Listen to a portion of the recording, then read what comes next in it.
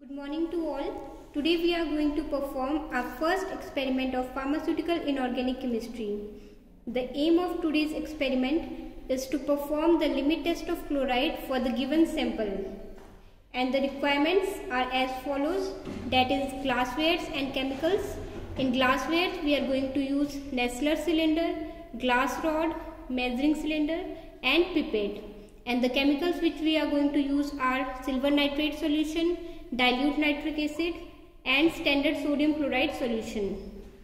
The chemical reaction involved in limit test for chloride is the reaction between soluble chlorides and silver nitrate in the presence of dilute nitric acid to give white precipitates of silver chloride and free nitrate ion.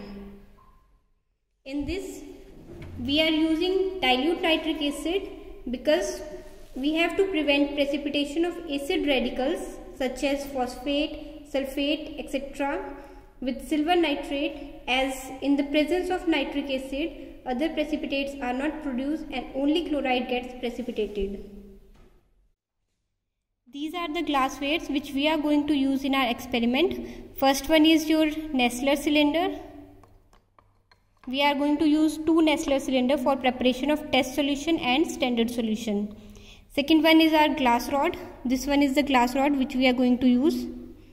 And third one is the measuring cylinder for measuring the accurate quantities or volumes of the solution which we are taking. And last one is your pipette. This is graduated pipette in which marking is already done.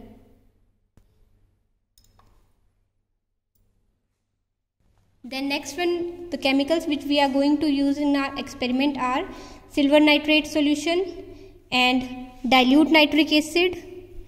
And next is your standard solution of sodium chloride, for which I am going to prepare standard solution by using this sodium chloride.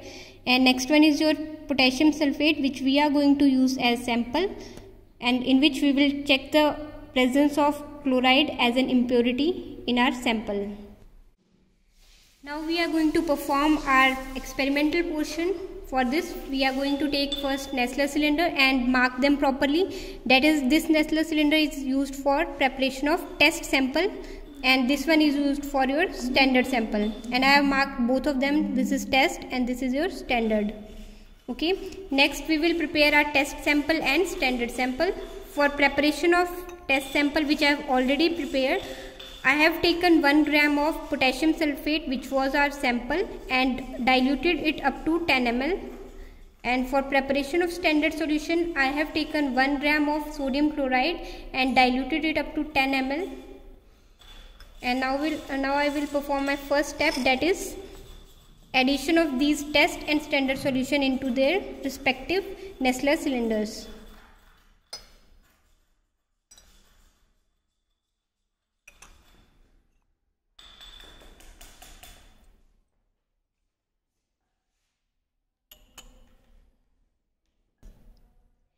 And our next step is addition of dilute nitric acid. As you know, the reaction is between soluble chloride and silver nitrate in the presence of dilute nitric acid. So next step I will add dilute nitric acid 10 ml in each of test sample and standard sample.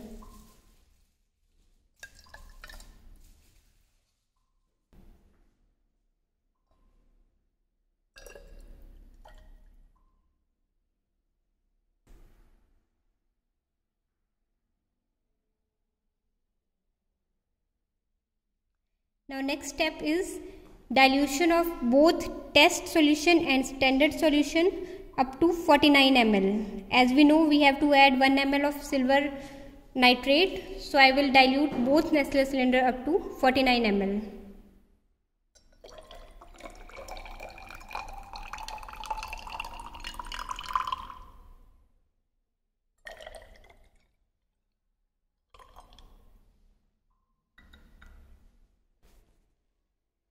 Now I will add 1 ml of silver nitrate solution to both solution, that is your standard solution and test solution.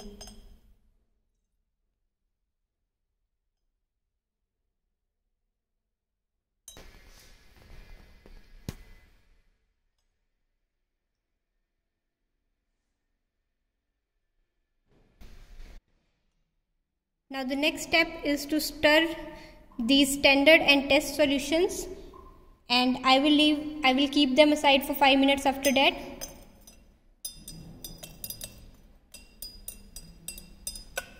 We have to properly stir it so that Nestler cylinder doesn't break.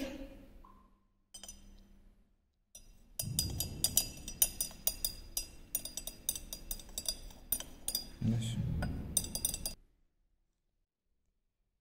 5 minutes have passed, and now we are going to observe the turbidity of both solution, that is your test solution and your standard solution. As we can clearly see that the turbidity of test solution is less as compared to turbidity of standard solution. You can clearly see the cloudiness present in standard solution is more, because as we know that turbidity or opalescence and cloudiness are same thing. So for comparison of our both solution, that is our sample and standard solution, we can say that in our conclusion that the sample has passed the test and the limit test for chloride is completed. Thank you.